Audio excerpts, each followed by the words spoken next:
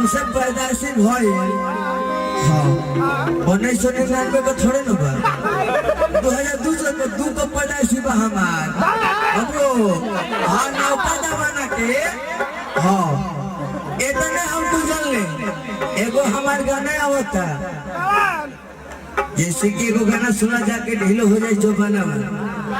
कोनो लड़का से बड़ा मोहब्बत करती है बड़ा प्यार करते है ना पगले है ना हाँ एक तारीख कोनो लड़का से बड़ा मोहब्बत करती है लड़के को हतिया कि कतना तो ही कतना तहरा ऊपर हम मारी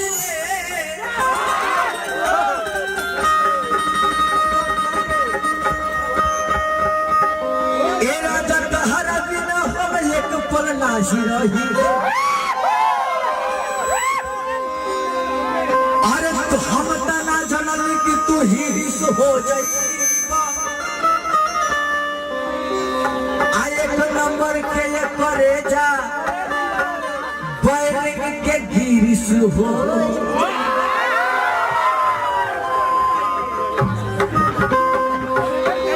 बैरिंग समझता था जब 10 टायरा आवेला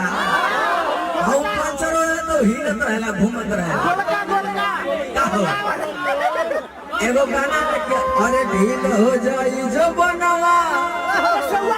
अरे तो हंस के बोली नहीं सजना अरे रखो जगा के नहीं हर ए गाना दो चलिया के खजानवा लेकिन है तो सेकंड ना होता कल अगर वीडियो करे जाता है जब वेब म्यूजिक से होता वो गाना हमारा एल्बम के नाम बा लेके भाग गई 2 साल वरवा के तो हने लोगन जैसे कोनो मन बढ़ो लइका बा एना सब छोड़ मन बढ़ो पागल छोड़ दे बाबू ये सब नया मैटर है हां एक कहीं ओढ़िए जब पर्सनल मैटर है आ सबसे बड़ी बात है कि ये हमारी पर्सनल चीज है हेलो एक ताली बजा के बारे भाई एगो गाना हमारा होता जौन रखा जोगान के नैहर में तू अरे कि कल हो देख के रहू डेट हो तो लोग के पता हम अगर गाइला तो कुछ मैटर गाइला नहीं तो गाइबे ना गाइला फालतू चीज तो हम कबो ना गाइला हम जब भी गाइला तो अपना भाई लोगन के पसंद गाइला जेके जो के वो हर एक दिल में आज के जमाने के देखते हुए और आज के दुनिया के देखते हुए गाना गाइला